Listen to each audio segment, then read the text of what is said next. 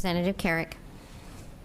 Thank you, Madam Speaker. I appreciate the opportunity today to speak to Amendment number 4 to Amendment number 5, which would offer yet another step down from amendments to amendments we've heard tonight.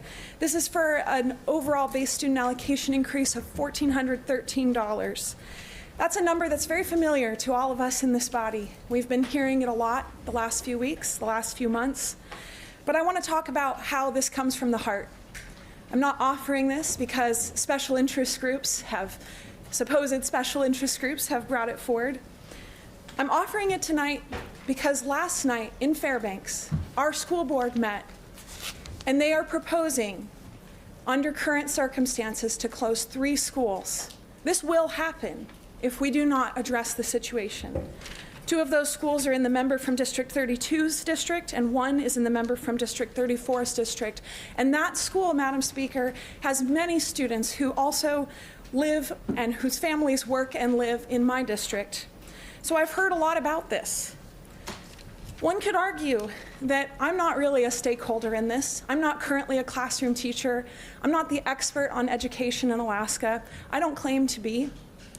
I'm also not somebody who currently has kids in schools.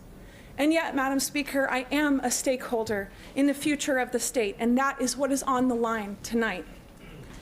We have teachers who are struggling with already 25 to 30 students in classrooms, and each of us who has had a chance to tour these classrooms and see those impacts understands that it is not only nearly impossible for our educators to teach on top of just classroom management, but that these are hazardously overcrowded classrooms, especially at the middle and high school level.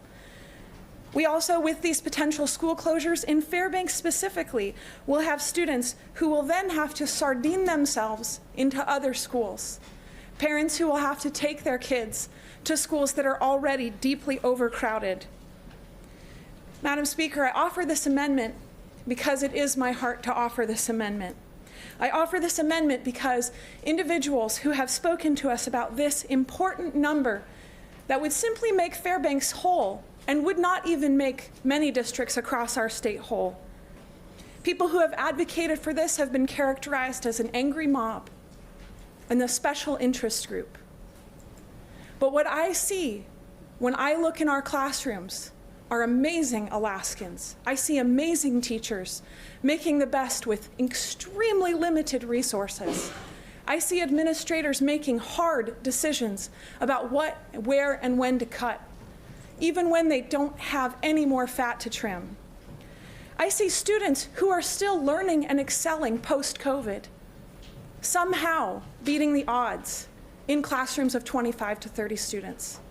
And yet, Madam Speaker, we cannot support our students, parents, teachers, and our families without supporting education funding. We have a constitutional obligation to do so, and this number is not simply a number that's been proffered to me. This is a number that matters.